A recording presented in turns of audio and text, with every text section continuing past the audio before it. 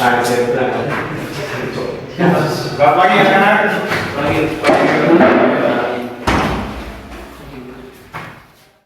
Ya, selamat datang di kelas Pancasila. Saya Pak Handoko akan mengajar teman-teman sekalian tentang mata kuliah Pancasila. Hari ini adalah kelas kita yang pertama. Kita akan belajar tentang Pancasila dari kelima sila Pancasila itu. Karena ini adalah pertemuan pertama, maka kita akan membahas sesuatu yang cukup menarik, yaitu kita akan belajar tentang pengaktualisasian sila Pancasila yang pertama tentang ketuhanan yang Maha Esa. Ya. Menurut Bapak, keselamatan tuh ada nggak sih di semua agama-agama? Ya, pertanyaan yang sangat menarik.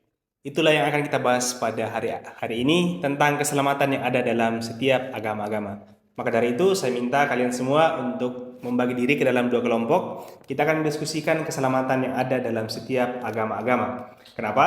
Karena saya yakin bahwa kalian semua ini pasti berasal dari latar belakang yang berbeda, khususnya agama yang berbeda pula.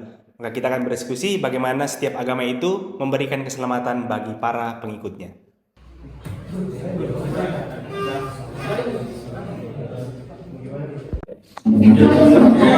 Perhatian sebentar. Ya, kalian bisa berdiskusi di kelas. Juga kalau misalnya ada yang di luar, silakan. Saya berikan waktu 20 menit, lalu kemudian kita akan kembali ke dalam kelas.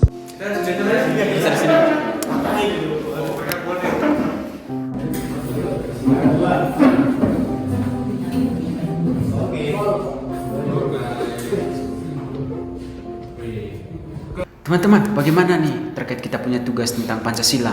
Siapa yang mau mulai diskusi nih? Siapa nih? Siapa? Siapa yang mau dulu nih? John aja kali ya. Kau dulu ya? Wah, Kau dulu ya?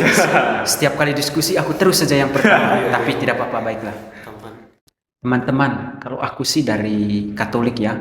Kalau di dalam ajaran Katolik itu, paham keselamatan itu bersifat universal, terutama dengan kehadiran sosok Yesus, di mana Yesus itu juru selamat untuk semua orang. Tidak ada membedakan yang satu dan yang lain, tetapi Yesus itu juru selamat untuk semua orang, juru selamat untuk dunia. Kalau dari Katolik sih seperti itu. Kalau aku kan sama si John udah gak terlalu jauh ya sebagai seorang Kristiani. Nah, kalau sebagai seorang Kristiani, tentu Yesus itu disebut juru selamat dunia, karena ya manusia itu ya tidak mampu menyelamatkan dirinya sendiri, maka memerlukan suatu juru selamat itu, dan keselamatan itu mencakup semua orang gitu. Dalam agama Hindu, kita itu mengenal yang namanya moksa. Moksa itu tujuan akhir dari kehidupan manusia yang merupakan terbebasnya jiwa sehingga sampai pada kebebasan yang sejati. Nah, salah satu cara untuk mencapai moksa itu ialah dengan melakukan hal-hal baik selama kita hidup di dunia ini. Nah, dengan melakukan hal-hal yang baik itu, kita akan sampai pada kebebasan jiwa, sehingga kita terbebas dari siklus reinkarnasi itu. Begitu. Oh begitu, kalau dari Hindu ya, menarik juga. Iya Baru bro. tahu nih. Itu. Ternyata definisi karma ya. Saya kira karma itu kan kalau orang lain dikiranya hukuman dari Tuhan. Iya ya. Benar. Bro, kalau Islam nih ya, agamaku itu selalu mengajarkan bahwa agama yang diridhoi, yang direstui itu hanya agama Islam. Islam. Sedangkan agama-agama lain tuh tidak direstui, tidak diridhoi. Jadi keselamatan tuh satu-satunya agama yang diselamatkan oleh Allah itu hanyalah agama Islam. Wow, ajaran di dalam agama Islam begitu ya. Yang aku tahu, kalau di dalam ajaran Islam, bukan hanya di dalam Islam ya. Yang aku tahu itu Tuhan itu kan Maha Kasih. Kalau Tuhan hanya memilih agama Islam, berarti Tuhan pilih kasih dong. Bagaimana teman-teman? Saya juga sependapat dengan pendapat John tadi, bahwa keselamatan itu bersifat universal. Agama Hindu pun juga meyakini bahwa agama-agama lain juga bisa memperoleh keselamatannya. Jalan dan cara meskipun berbeda, tetapi tujuan akhirnya tetap sama, yaitu terbebas dari penderitaan dan mencapai kebahagiaan yang sejati. Begitu Rio. Iya Rio, bener apa yang dikatakan teman-teman tadi. Kamu itu salah menafsirkan agama Islam. Saya yakin agama Islam nggak gitu Buktinya teman-temanku juga banyak yang toleran dan mengatakan kami bisa selamat kok.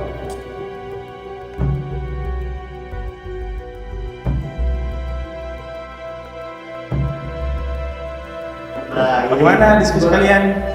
Ini nih Pak, masa kita dibilang gak diselamatkan, Iya. cuma agama dia aja ya. Ajaran kami Kan itu gak adil loh Pak. bener bro, ini beneran ada bro di suratnya bro, bahwa kalian tuh kafir semua.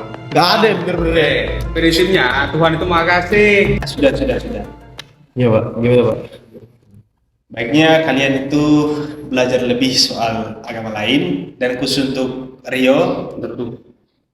ada baiknya kalau kamu pergi ke seorang tokoh agama muslim, misalnya yang kamu kenal, mungkin kamu dapat memperoleh semacam pencerahan seperti itu. Kamu dapat menanyakan kepadanya bagaimana agama Islam itu memandang keselamatan dalam agama ini sendiri, juga bagaimana agama itu memandang agama lain, misalnya agama Kristen, agama Hindu, agama Buddha.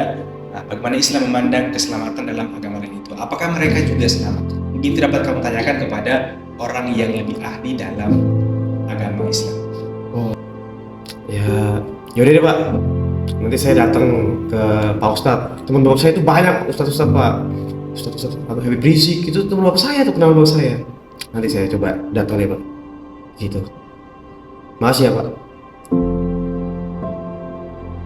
Tapi kan kita dididik secara muslim dari awal bahwa kita itu harus benar-benar taat dengan aturan yang kita selama ini imani. Yuk bu yo, nek bu yo, pinginnya ibu, iki ya dek, konco sing seagama, terus orang nek ibu ya orang ikhlas nek gue kudu melu wong-wong fakir.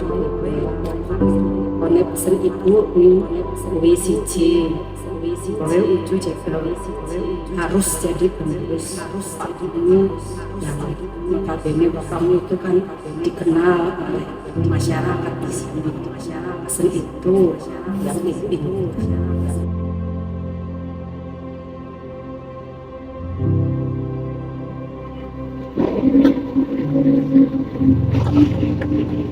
Assalamualaikum. Pak Ustadz. Assalamualaikum. Waalaikumsalam. Siapa ini? Saya Rio.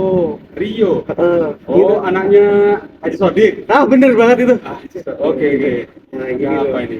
Jadi saya tuh ada ini apa namanya, kayak ada masalah pokoknya, mau tak omongin gitu dengan ada sesuatu masalah gitu. Oh ya, silakan Pak. Nah, Silakan. lepas kita. Oke, ini si Mari. Nah, Rio. Gak usah ragu-ragu. Oh iya, siap. Ada apa ini sebenarnya kok kayak silakan Oh, duduk nih. dulu. Oh, saya kira berdiri aja. Maaf nih, Pak Ustadz nggak nyiapin apa-apa. Oh, enggak, kan Mau mendadak pergi, juga. Pak.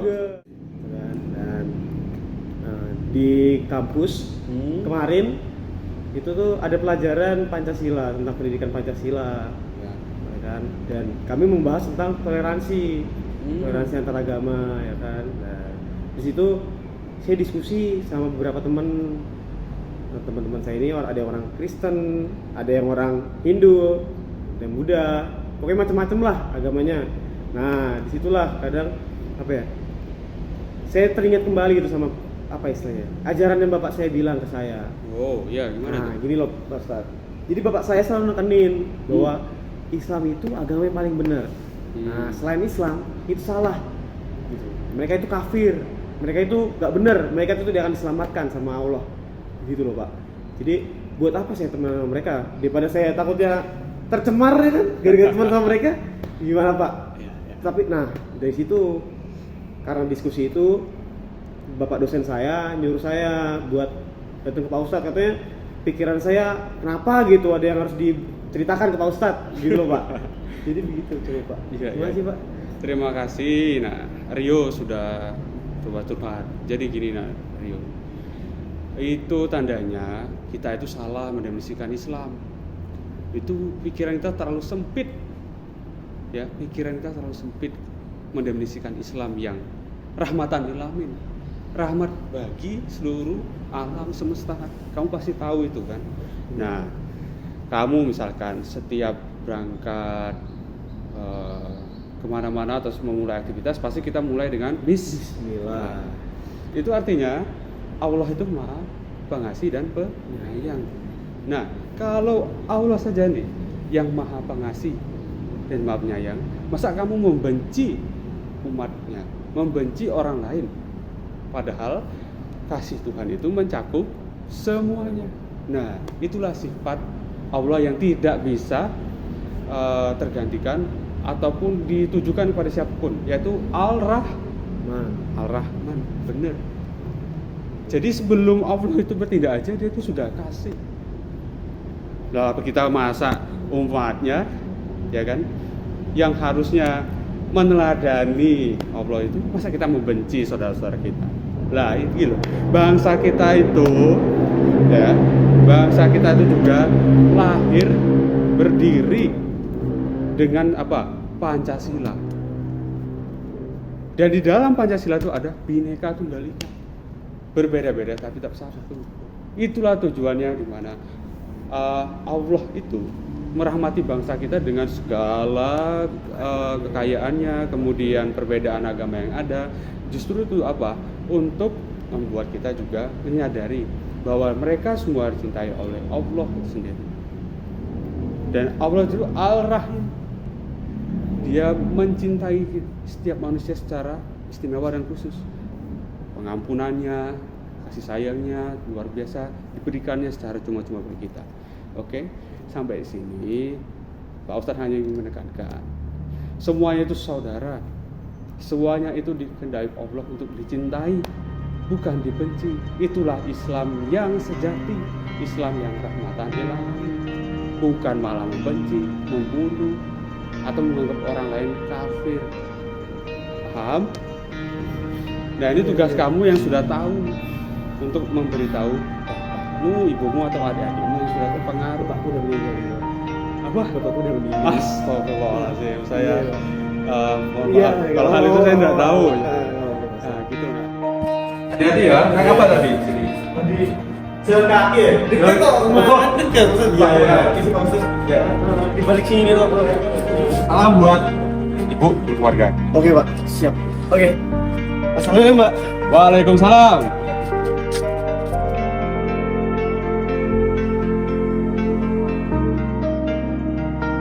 Dalam hidup ini, mungkin tak ada yang merupakan kebenaran mutlak. Namun, sumber dari kebenaran itu sendiri hanya Tuhan. Mendekatkan diri kepadanya adalah jalan terbaik agar kita bisa selamat. Siapapun mereka dan dengan cara apapun, jika Dia sudah menentukannya, maka keselamatan sudah ada dalam genggamannya. Maka kita tak boleh membenarkan diri, kita tak boleh menyalahkan yang lain, sebab kehendaknya lah yang terjadi.